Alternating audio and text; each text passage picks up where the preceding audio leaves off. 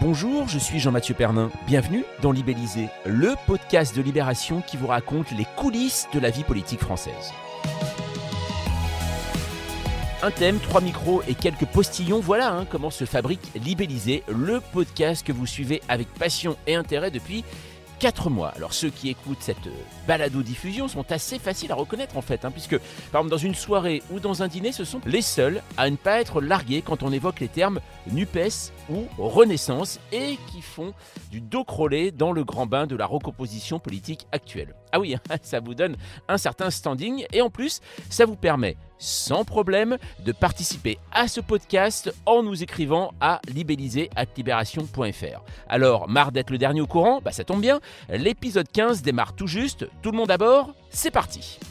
Que devient la femme aux 13,2 millions de voix récoltées au second tour de l'élection présidentielle ? Depuis le 24 avril, la candidate du Rassemblement national paraît absente malgré une présence médiatique. Alors que la gauche dynamise ce début de campagne législative, Marine Le Pen ne semble pas pressée d'exister. Pourquoi une telle discrétion ? Peut-elle s'imposer comme opposante numéro 1 avec un large groupe à l'Assemblée nationale ? Les candidats zémoristes peuvent-ils lui faire de l'ombre ?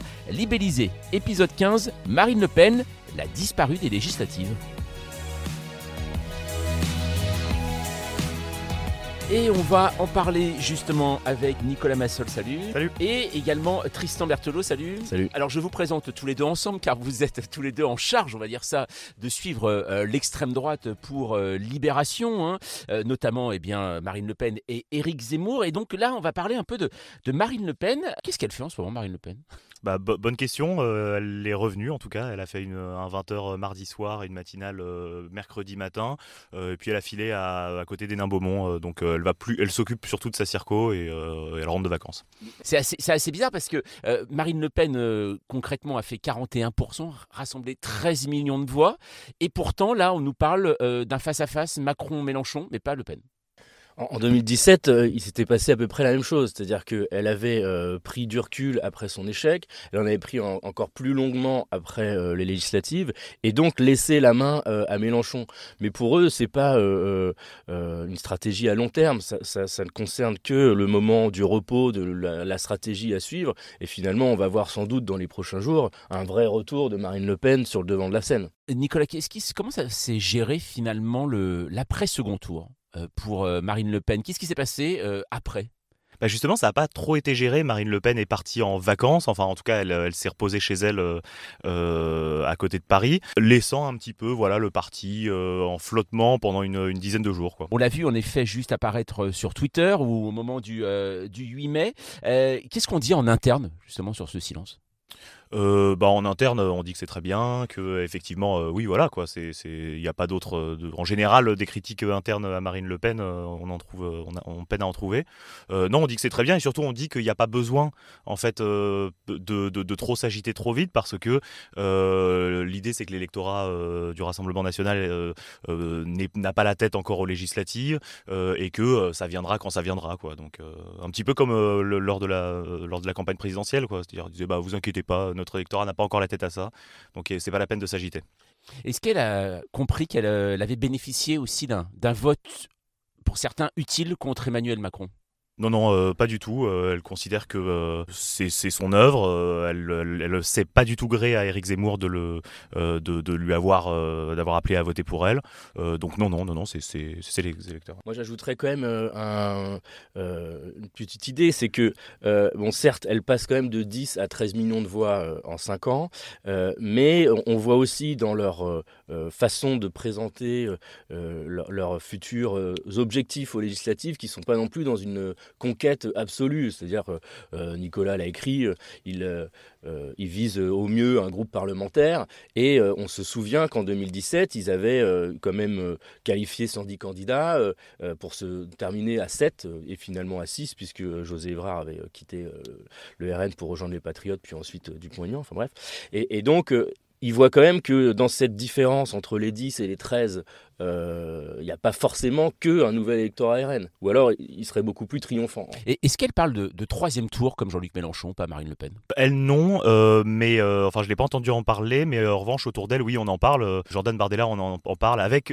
ce côté un peu numéro d'équilibriste. C'est un troisième tour, mais on va pas le gagner. Donc en fait, parce qu'on veut pas avoir l'air de copier la stratégie de Mélenchon. Donc. Et justement, Jean-Luc Mélenchon, est-ce que c'est devenu... Alors, on a vu Marine Le Pen le critiquer, hein, disant si Jean-Luc Mélenchon arrive à Matignon, Matignon sera une ZAD. C'est ça sera plein de zadistes. Est-ce qu'elle le copie aujourd'hui? Comment on voit aujourd'hui Jean-Luc Mélenchon à l'extrême droite et notamment au Rassemblement national? Non, on le copie pas. Zemmour essaye de copier Mélenchon. Il essaye de copier son idée de bloc face au bloc islamo-gauchiste de Mélenchon. Lui, il voudrait faire un bloc national. Il lui court un petit peu après parce que voilà quoi, il l'admire. En revanche, chez Marine Le Pen, on reconnaît le beau jeu, mais voilà, moi, ce que m'a dit le conseiller, un des conseillers proches de Marine Le Pen, c'est voilà, on se bat pour la deuxième place. Donc, d'où le fait que Marine Le Pen et ses proches tirent à boulet rouge contre Mélenchon. Aujourd'hui, est-ce que Marine Le Pen, comme Jean-Luc Mélenchon, s'imagine première ministre de cohabitation? Parce que on voit tout de même un sondage dans Libération qui est sorti jeudi. On voit où les Français interrogés plébiscitent éventuellement un Premier ministre de gauche ou ensuite un Premier ministre de la majorité et ensuite tout de même à 21% un Premier ministre du Rassemblement national. Est-ce que Marine Le Pen s'imagine dans cette figure-là? Non, pas du tout. Et d'ailleurs, elle le dit. Elle dit la logique des institutions veut que ce soit le président de la République qui ait une majorité. Tout ce qu'elle dit, c'est je suis la seule opposition. Avec moi et avec un groupe suffisamment nombreux de députés, Macron aura moins les mains libres pour faire tout ce qu'il veut. Ce qui est assez bancal comme argument, parce que de toute façon, il aura les mains libres, même si elle a 30 députés, quoi. Donc c'est le risque en fait de Marine Le Pen, c'est en ne jouant pas la stratégie de Mélenchon, de ne pas mobiliser son électorat. C'est vraiment ce qui leur prend au nez, quoi. Elle sait qu'elle n'aura pas non plus un groupe énorme au Parlement, tout en accusant le fait qu'on ne soit pas dans un scrutin proportionnel. La seule fois où c'est arrivé, d'ailleurs, c'était en 86. De 86 à 88, sous Mitterrand, quand le Front National avait obtenu 35 députés pour un court temps, parce qu'à la fin, ils n'en avaient plus qu'un. Et en fait, ça avait aussi montré les limites de ce parti. Ils n'ont pas... Ils le demandent sans en avoir réellement envie. À cette époque-là, on avait surtout montré les propositions des députés qui étaient un rétablissement de la peine de mort, la préférence nationale absolue sur tous les sujets, et puis l'extrême volatilité de ce parti. 25 députés avaient quitté le truc. Je crois que 30 ans après, il en restait plus que 2, c'est-à-dire Gollnisch et Jean-François Jalc. Aujourd'hui, il n'y a plus que Jean-François Jalc qui est eurodéputé. Bon, alors finalement, est-ce que c'est mieux pour eux de rester dans une opposition claire avec une dizaine de députés, ou alors de vraiment avoir ce grand groupe et du coup tous les projecteurs tournés vers eux. On sait que Marine Le Pen n'a pas été la députée la plus assidue à l'Assemblée nationale lors du précédent quinquennat. Est-ce qu'elle aime finalement cet exercice parlementaire? Est-ce que même dans l'historique du Rassemblement national, Front National, est-ce que le Parlement est quelque chose d'important? La critique faite au Front National et à l'extrême droite en général, c'est d'être un parti anti-parlementaire. Force est de constater que par la pratique du Parlement européen, notamment, quand elle n'était pas fictive, ils ont fini par jouer le jeu, quoi, parce que à rentrer dans le jeu des institutions. Donc là, oui, c'est sûr que ils n'ont pas de groupe et la moitié des députés, c'était un peu des erreurs de casting, en fait.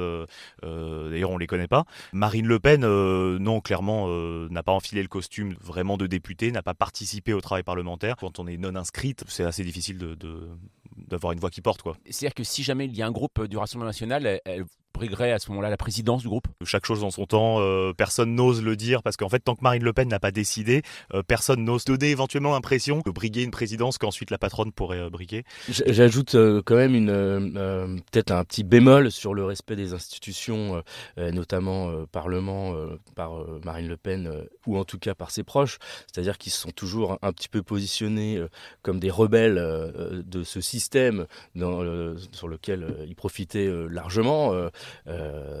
Jean-Marie Le Pen a resté 35 ans au Parlement à ne rien faire et en réalité prendre de l'argent des impôts, et c'est aussi leur façon de se défendre et de leurs électeurs ne les accuse jamais d'être des pourris, alors qu'en réalité on l'a vu dans toute l'affaire des emplois fictifs, ils profitaient de ce système sans vraiment travailler. Et là on peut dire dans cette espèce d'image de rébellion qui sont aussi contre ces institutions et dans dans ce cas-là, historiquement plus proche de l'extrême droite dure. Voilà, ça c'était au Parlement européen, en effet. Alors, il est vrai qu'on peut se poser une question, quand on suit un peu l'actualité politique, pourquoi le Rassemblement national et Reconquête d'Éric Zemmour n'ont pas fait alliance pour les législatives? C'est la question que se pose Éric Zemmour seul chez lui. Je vois deux raisons pour le Rassemblement national. La première, c'est qu'ils n'ont pas tellement besoin de l'alliance de Reconquête, quoi. C'est-à-dire qu'ils peuvent s'offrir un certain nombre de second tours sans Reconquête. Évidemment, s'allier avec eux, c'est leur donner un petit sursis, quoi, parce que s'ils ont ne serait-ce qu'une poignée de députés, ça va leur permettre de survivre, en fait, au moins médiatiquement. Et donc, voilà, l'idée, c'est de se débarrasser à bon frais d'un concurrent. La deuxième, c'est sur la stratégie, en fait, de lissage du discours et de l'image lepéniste. Mine de rien, s'allier avec un parti comme Reconquête, qui a défendu la remigration, enfin qui a des cadres ouvertement racistes et qui est vraiment qui dit les choses ouvertement, ce que ne fait plus le Rassemblement national, ça les tirerait vers l'extrême droite. Or eux cherchent à se centriser au moins dans l'image, quoi. Il n'y a pas que ça, il y a aussi l'histoire de la... Enfin, ils affirment que Zemmour défend la retraite à 65 ans. Ils essaient de se poser dans un plan un peu plus social. D'ailleurs, et puis donc dans ce que disait Nicolas sur l'idée de tuer dans l'œuf toute possibilité d'émancipation de ce parti concurrent à l'extrême droite. Eux-mêmes en face disent oui, Le Pen, il préfère avoir 10 députés qui contrôlent plutôt que 50 à l'Assemblée qui ne contrôlent pas, qui ne connaissent pas. Effectivement, il y a aussi ça. Mais c'est aussi une erreur de stratégie de Reconquête. On l'a vu juste après le second tour, cette espèce de discours hallucinant et ridicule d'un Zemmour à 7% qui venait donner des leçons à la candidate arrivée en finale à 42. Et d'ailleurs, le traitement qui a été réservé à Zemmour en punition de ce comportement, et pour le regarder en parallèle avec ce qui est arrivé avec Dupont-Aignan, qui lui a été considéré comme très correct dans l'entre-deux tours. Il a simplement dit oui, j'appelle à voter Marine Le Pen contre Emmanuel Macron. Et d'ailleurs, c'est Le Pen elle-même qui l'a appelé pour lui proposer d'enlever la candidature en face, ce qu'elle n'aurait jamais fait avec un Zemmour qui a été beaucoup trop véhément. Ça veut dire qu'aujourd'hui, le but du Rassemblement national, c'est clairement, on va dire le mot, de tuer Reconquête électoralement, là, avec les législatives? Oui, totalement. L'idée, c'est de le tuer. De toute façon, Reconquête sans le Rassemblement national n'aura très certainement aucun député.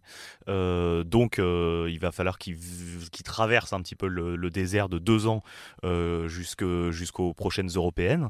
Et les européennes, déjà, c'est loin. 2, Zemmour n'a pas brillé par un discours européen ou pas, alors que le Rassemblement national a su incarner un peu cet euroscepticisme d'extrême droite.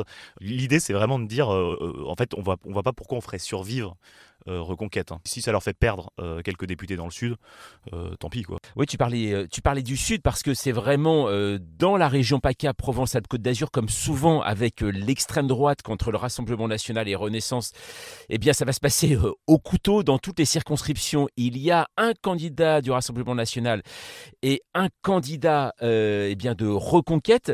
D'ailleurs, Tristan, on a appris donc que c'était dans cette région qu'Éric Zemmour allait donc se présenter aux législatives, fin du suspense. 4e circonscription du Var, donc Éric Zemmour souhaite être le député de Saint-Tropez. Il souhaite être le député de Saint-Tropez, il souhaite surtout montrer qu'il est un chef de parti, pas seulement là pour guider l'idéologie générale. Il voudrait montrer aussi qu'il est, entre guillemets, un chef de guerre, celui qui cite toujours Napoléon. Voilà. Il a un petit peu répondu aux pressions de l'extérieur, des journalistes qui l'interrogeaient régulièrement, du Rassemblement national qui le traitait de lâche. Donc il y va, il a hésité et il connaît bien Saint-Tropez puisqu'il y va tous les ans avec sa femme où il a ses habitudes dans un palace qui s'appelle le Château de Valmer, un hôtel de luxe 5 étoiles à 700 balles la nuit. Voilà. 4e circonscription du Var, où va se présenter Éric Zemmour. C'est une circonscription un peu particulière, et notamment ce département. Déjà, c'est un endroit où on vote beaucoup à l'extrême droite. C'est un peu ce qui s'appelait avant, qui est une concurrence aussi frontale des extrêmes droites dans le sud. Le Rassemblement Rassemblement national du Sud, à Cogolin, cette ville où se trouve la 4e circonscription du Var, où Éric Zemmour a fait un score de 17,4%. C'est 14,7%. 14,7%, c'est-à-dire 2 fois plus que son score national, et donc un endroit où il est en bonne position. Cette ville de Cogolin avait élu un maire qui s'appelle Marc-Étienne Lansade, qui était un candidat Front National à l'époque, qui avait fini par quitter le Rassemblement National. C'est un proche de Marion Maréchal et qui est toujours à la tête de cette ville. D'ailleurs, on l'a vu lors de déplacements dans le sud de Zemmour, il était souvent là. Voilà, donc il est attendu dans cet endroit, il a quelques soutiens dans les lieux, et donc il va vraiment faire une campagne. Est-ce que tout de même, ça peut inquiéter un peu au Rassemblement national, tous les candidats zémouristes? Est-ce qu'ils peuvent avoir une perdition? C'est pas facile pour eux déjà législative. Est-ce qu'en plus il y a une concurrence à l'extrême droite? Est-ce que ça peut les handicaper? De quel Rassemblement national on parle? Le Rassemblement national, le clan en fait, qui a un petit peu la main mise sur Marine Le Pen, c'est surtout des gens autour des Nains-Beaumont, quoi. Zemmour, dans le Nord, il grappille quelques pourcents à la droite, et donc en fait il affaiblit encore plus la droite, et ça ne les empêchera pas de gagner des députés dans le Nord. Donc en fait, non, ça n'inquiète pas trop. Marine Le Pen, elle a certes rassemblé plus de 41% des suffrages à la présidentielle, mais elle perd pour la 3e fois, tout de même, cette présidentielle. Est-ce qu'il y a des leçons qui vont être tirées au RN ou pas? Est-ce que les leçons sont tirées au RN de manière générale? Il y a une grosse différence par rapport à 2017. En 2017, ils étaient vraiment à terre, parce qu'en plus, à la défaite, s'était ajouté l'humiliation du débat. Donc, ils avaient cherché à tirer des leçons. Ça avait donné le séminaire de la refondation qui avait eu lieu à l'été 2017, dans lesquels, en fait, le clan un petit peu proche de Marion Maréchal avait dit, bon, bah voilà, la stratégie ni droite ni gauche ne fonctionne pas, nos réserves, elles sont à droite, etc. En fait, ça avait surtout permis de virer Florian Philippot, parce que pas grand-chose n'avait changé et pas énormément de leçons avaient été tirées. Là, c'est complètement différent. Elle a plutôt réussi son débat, à savoir, elle n'a pas fait peur, elle a ennuyé, certes, elle s'est fait battre à plat de couture par Emmanuel Macron, mais elle s'est pas fait humilier. Donc, il considère que c'est bien. Et 41%, mine de rien, c'est quand même mieux que la prochaine fois. Donc, il n'y a pas besoin de tirer des leçons. On continue sur la même voie. C'est assez contradictoire ce que tu dis, parce qu'on continue sur la même voie sans en faire trop pour les législatives. Mais c'est là que ce parti ne cesse de nous surprendre, quoi. C'est-à-dire que en fait, c'est une sorte de force d'inertie. Puis vous allez voir qu'ils vont avoir quelques députés en plus et que ça va tenir 5 ans et qu'en 2027 ils seront au second tour, quoi. Enfin, c'est vraiment la force d'inertie de ce parti, quoi. Déjà, on peut revenir à la création de ce nom du Rassemblement national. Donc, après le séminaire 2017, le congrès de 2018, on change tout, on dit on s'appelle plus le Front, on s'appelle le Rassemblement, on essaie d'ouvrir, on va récupérer. Vous allez voir, plein de gens vont venir à nous. En fait, sont arrivés seulement Thierry Mariani, ex-ministre, qui n'avait plus aucun mandat ni possibilité d'être élu nulle part, et son fidèle acolyte Jean-Paul Garot. Voilà, donc ça, ce sont les prises de guerre entre guillemets. Mariani qui est toujours là, il reste au député européen parce qu'il adore voyager, et donc on parle d'un rassemblement qui n'existe pas. Là, hier, Jordan Bardella a présenté les 569 candidats plus ou moins en parité, en disant vous voyez, on a des gens de LR qui nous ont rejoints, et en fait quand on gratte un petit peu, on voit seulement des gens qui ont eu un moyen dans leur vie un petit placement dans LR, et d'ailleurs à la fin il nous a dit oui, c'est une proche de Jean-Paul Garot, des choses comme ça. Bon, des gens inconnus au bataillon, on ne sait pas combien de temps ils ont été encartés, donc le rassemblement n'existe pas du tout. On l'a vu, elle n'était pas là au moment de la fête de la Jeanne d'Arc. C'est tout de même Jordan Bardella qui l'a fait. On l'a vu, elle n'est plus présidente officiellement du Rassemblement national. Ça veut dire elle s'en sert du Rassemblement national, mais est-ce qu'elle veut encore s'investir finalement dans ce parti? C'est la grande question de ce qui ressort des discussions que je peux avoir avec des cadres proches d'elle. Le système lui convient très bien, là, ce qui se passe. C'est-à-dire qu'en gros, Jordan Bardella s'occupe de toutes les merdes, virer les gens, le bureau des pleurs, etc., quoi. Et elle, un peu en surplomb, alors ayant la main sur tout, ce qui se passe au Rassemblement national, évidemment, mais ne s'occupant pas des affaires courantes, quoi.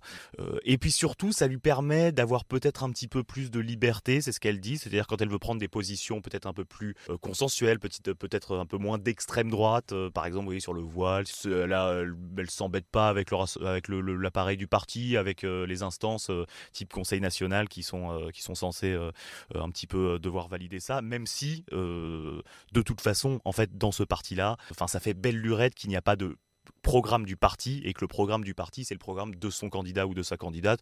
Donc en fait, il n'y a pas de parti. Il y a aussi le fait que ce président de papier qui est Jordan Bardella reste un porte-parole de luxe qui passe très bien et qui est aussi protégé. Il critique les cadres de reconquête qui ne vont pas au combat, mais lui-même n'y va pas, tout en argumentant qu'il est le président du Rassemblement national qui ne peut pas tout faire. Marine Le Pen, elle a ce double avantage de continuer d'avoir les rênes sur le parti, de toucher son indemnité de 5 000 € qui ne correspondent à rien d'autre que d'être présidente du parti, sans frais en face. Donc c'est une position très très pratique qui lui permet aussi de lisser, c'est-à-dire que elle a supprimé le mot Le Pen, tout le monde l'appelle Marine maintenant sur les affiches, il n'y a même plus écrit Le Pen, sur le programme il n'y a plus écrit Le Pen, et maintenant elle s'affranchit même du parti, donc elle n'est plus que cette personne un peu starifiée, et donc oui évidemment elle ne tire que des avantages de cette situation. Une dernière chose, est-ce que finalement Marine Le Pen, elle nous avait dit je ne sais pas si je perds, si je continuerai. Après le second tour, en fait, on a compris que dans 5 ans, on la retrouvait. Ah oui, bon, elle l'a pas dit comme ça, mais enfin, elle a pas 55 ans, Marine Le Pen, donc oui, elle est là, elle sera là sans doute en 2027. Oui, on en a pour encore un bon moment. Ouais. Par ailleurs, son père, qui a perdu 5 présidentielles, l'a encouragé à continuer. Merci Tristan, merci Nicolas. Libellisé continue toutes les semaines pour vous aider à comprendre et décrypter le monde politique en plein bouleversement. Et la meilleure façon de ne rien rater, c'est de vous abonner. Vous pouvez le faire sur Apple Podcast, Deezer ou Podcast Addict. Et n'hésitez pas à mettre 5 étoiles, on compte sur vous. D'ailleurs, si vous voulez participer, on attend vos messages et notes vocales dans notre boîte mail libellisé@libération.fr. Nous, on se retrouve la semaine prochaine.